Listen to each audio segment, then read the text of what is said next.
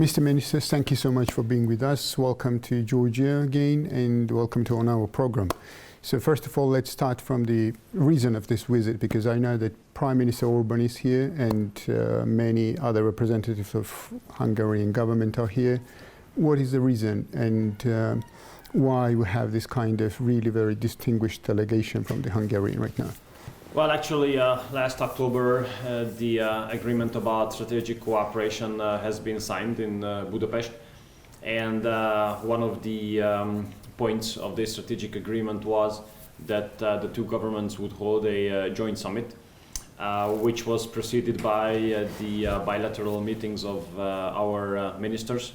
And all the topics, all the issues have been prepared in a way that a government summit now can take place. This is very unique. That we do this to another country.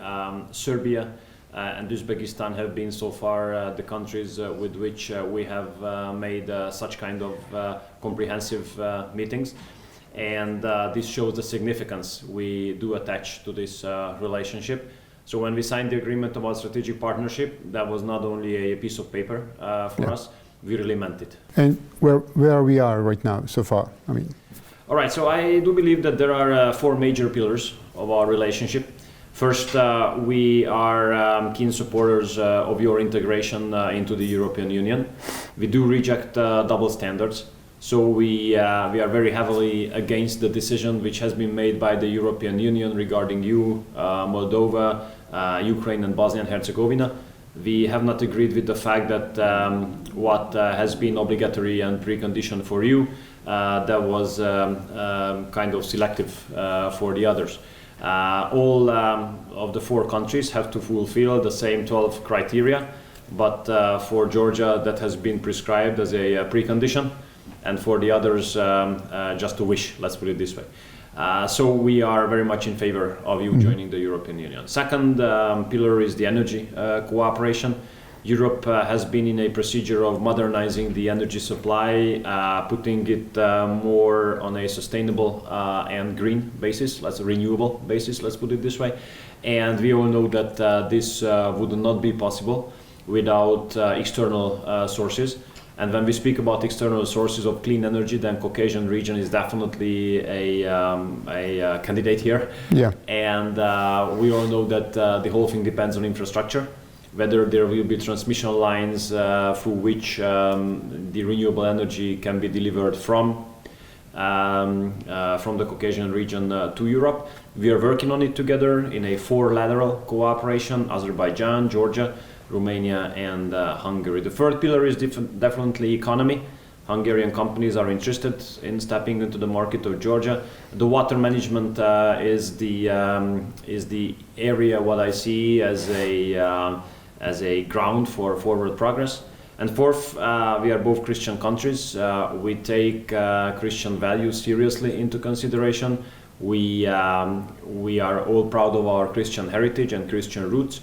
And when it comes to the international political arena, it is basically dominated by the liberal mainstream, and countries like us have to really fight hard in order to preserve interests and values. And Georgia and Hungary have always been ready to fight together. Let's start from the first pillar. You mentioned you are supporting Georgia's integration into EU. So first of all, let's speak about the expectations regarding the decision which will be made in December, if I'm not mistaken, regarding the candidacy status. What is your expectations right now? Whether the EU is ready for granting Georgia the candidacy status? Well, it only depends on one thing: whether European Union is ready to make a fact-based decision, or decision will be emotional and political.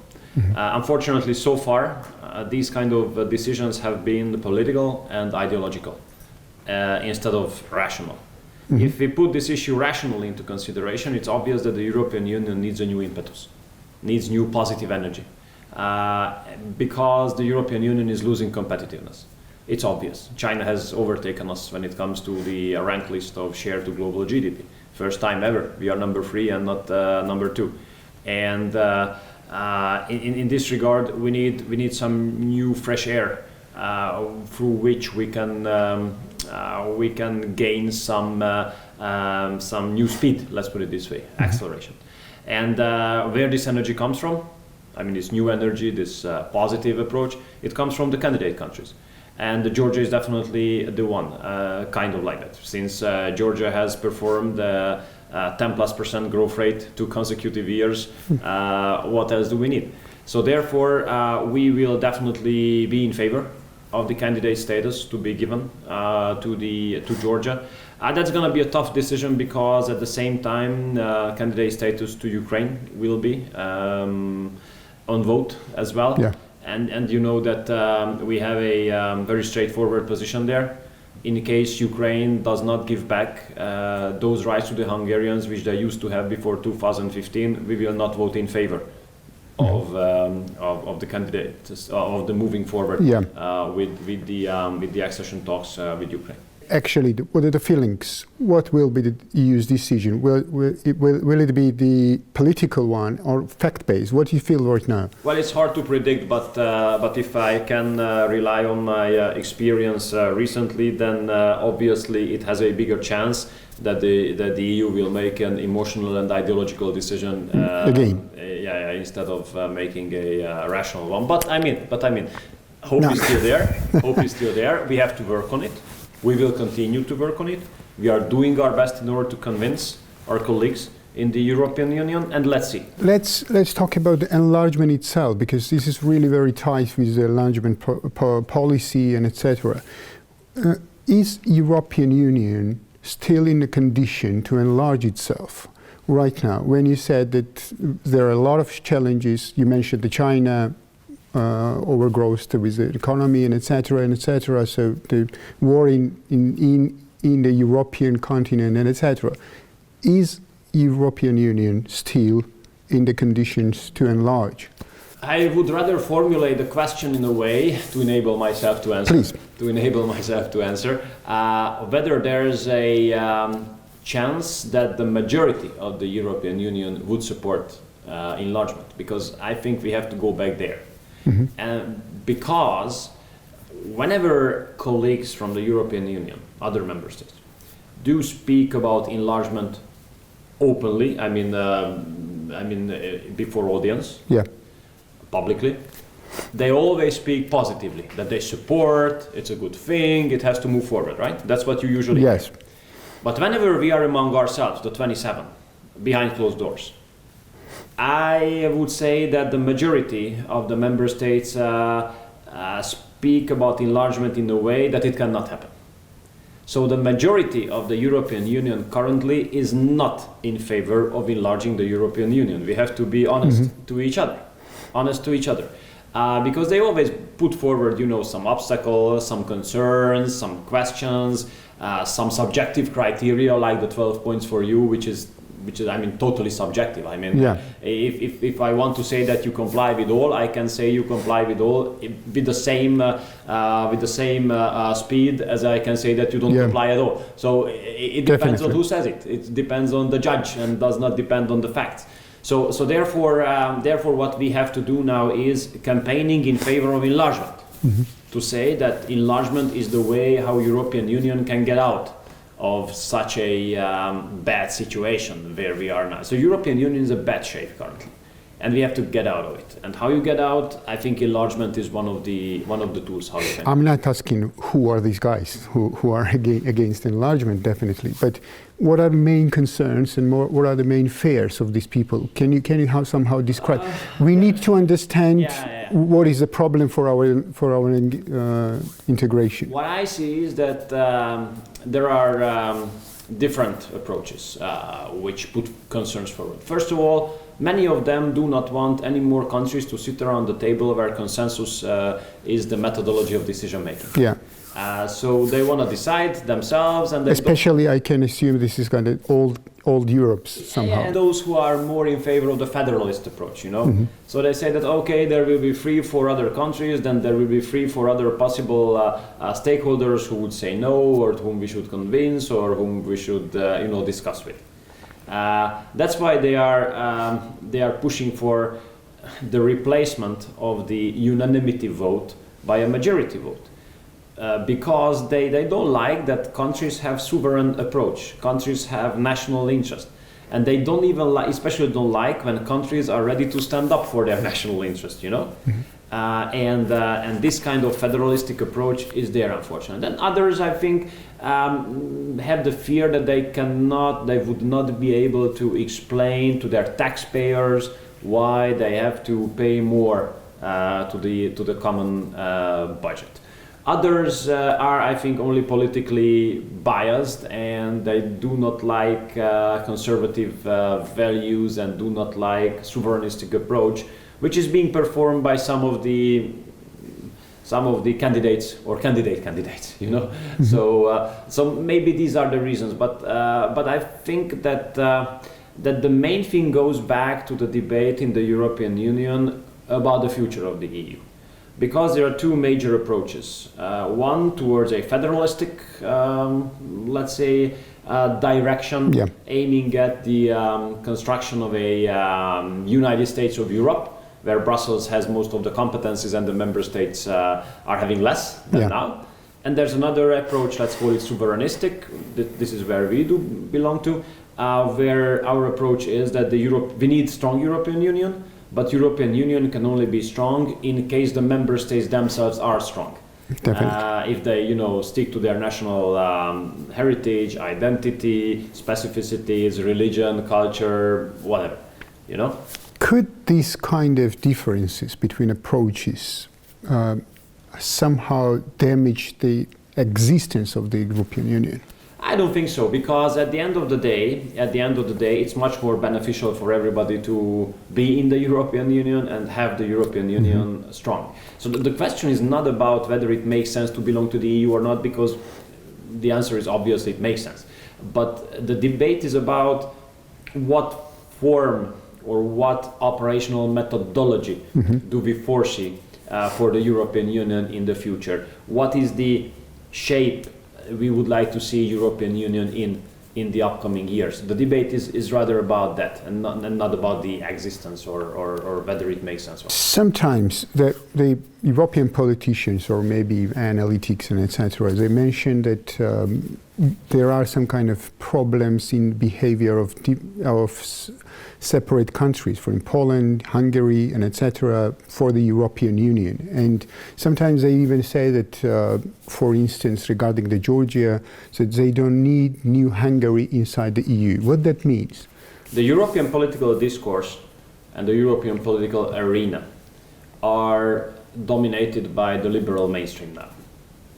And the liberal mainstream, I don't like use word hate, but they definitely don't like us. And why they do not like us is the fact that the liberal mainstream says about itself that this is the only successful and the only progressive political approach or ideology in the world. And it sometimes even is not ideology at all anymore. All others who are falling out of this mainstream are retrograde, are dictatorial, unsuccessful, dangerous. And here we are, Hungarians, a government in place for 13 years, more than 13 years now, very characteristically patriotic, conservative, considering Christian values seriously, sovereignist, following national interest, and successful. And this combination is the total denial to what the liberal mainstream says about itself, because what the liberal mainstream says about itself, that this is the only successful political approach, right? And it has been proved by the existence of ours or yours that another approach can be successful as well. The conservative, the patriotic approach can be successful as well. And therefore they're not able to digest our existence and our successful, let's say, performance. Maybe this is the reason why they are saying such kind of things, that a second Hungary would come. They mean that a second successful conservative country. Let's a little bit talk about the patriotism. You mentioned many times this word. So what does it mean in contemporary world? I mean, in global world, in very bound, open borders, and this kind of, many kind of, for instance, the enterprises are going outside the countries, the labor power is going outside the country. Sometimes people say, why should I protect my country? I can live somewhere else, and etc. and etc. We are living the world like this. I mean, especially in the western part of the globe. So, what does it mean right now, from the Western perspective, patriotism? Yeah. You might be right that that the mobility is stronger than ever before. But look at the crises of the recent times. Look at what happened during COVID. Everybody wanted to go home, right? Yeah. Look at what is happening now in Israel. Everybody would like to go home. So whenever there's a crisis, the significance of homeland, the significance of security, rises, and safety provided by the homeland increases immediately, right? So therefore, I think patriotism is there everywhere. The question is whether you are able to perform successfully under the umbrella of patriotism. Whether you are able to offer jobs for the people, which are prestigious and well paid enough to stay at home, instead of leaving. Look, for Hungary, 2019 was the first year that the number of those who returned to the country was higher compared to the number of those who left the country. So it has turned around because the country became successful. Big companies moved to the country with investments, offering jobs for the people. So a young, talented guy speaking multiple languages did not have to leave the country for a well-paid, prestigious job because the big multinationals have already been there offering good jobs in Budapest or any other places in the country as well. So I think patriotic approach can be successful if the government policy which is based on it is successful. In case of us, this has been the case. But patriotism for me means that you put national interest on top of your political agenda. Yeah. And you are ready to stand up for it. You are ready to enter into discussion with it in order to get it. You are ready to debate even with those who are stronger than you in order to verify your national interest. So I can tell you a story that whenever there's a serious issue on the agenda of the Foreign Affairs Council in the European Union, which is somehow attached to political decision-making, like sanctions and all this kind of stuff, then some of the European foreign minister colleagues come to me before the meeting, whispering that, Peter, you're gonna resist, right? Peter, you're gonna reject. Peter, you're gonna be stuffed. Peter, you're gonna stop it, right? And they say, yeah, of course, because this is our national interest, but what about you? Could you please join? Because, 2 or 3 of us would be much stronger than me alone again. And they say, we can't do that because, NGOs, because media, because of the liberals, because of this and that. So the question, so patriotism, national interest is there everywhere, I think, in the mindset of the politicians and the governments. The question is whether they are stable and strong enough and ready enough to stand up for that. Let me move to the kind of final topic of my idea within this interview. This is kind of global order we are living right now. I mean, existing global order, where I feel that liberal discourse is quite dominated. Yeah. But on this global order, we are facing these conflicts. We are facing in more than 1 year the Ukrainian terrible conflict. We are facing this long-lasting conflict in Middle East, which has right now a very dangerous phase in this week. So, and my question is whether the existing global order is able to solve these problems which we are facing right now, because I feel that sometimes a lot of conflicts existing conflicts are result of the global conflict, and some of them are against the global conflict. This global order or let's say the global order which we had been living so far in, was not able to solve the problems created partly by itself. Yeah. Therefore, it's changing now. So that's what I mean. Therefore, it's changing. So currently, we are in a vacuum, basically. We have left the old world order. The new one is under construction, but no one knows the final stage. It's going to be multipolar, for sure. We don't know how many poles, but multipolar, for sure. We see that patriotism, national interest is catching up. Sovereignism. We see that the focal points of global economy are changing. We see the rise of the East very clearly. We see that so-called global South. Yeah, the so-called global South. We see that the major stakeholders of the Western industry are now becoming more and more dependent on the Eastern suppliers. So the whole thing is changing for sure. And what we see is that the East, or as you say, global South, is picking up pretty much. You see the BRICS, you know, becoming from currently the BRICS is now the most attractive international organization, not only from the perspective that the number of those who want to join, because I mean there are countries who want to join the European Union as well, but from the perspective that it is ready to be enlarged, right? So I mean, because if you look at the European Union, there are countries who would like to join, but European Union is not ready to enlarge. BRICS, countries would like to join, and they are ready to enlarge. So therefore, I see that there are big transitions, and the question is whether the new world order will be able to solve the conflicts or not, and whether the new world order will bring connectivity or will bring a situation where the world is being divided into blocks. This is the big question. Yeah, this is my next question actually, because there is the lack of communication between the so-called global South and the West.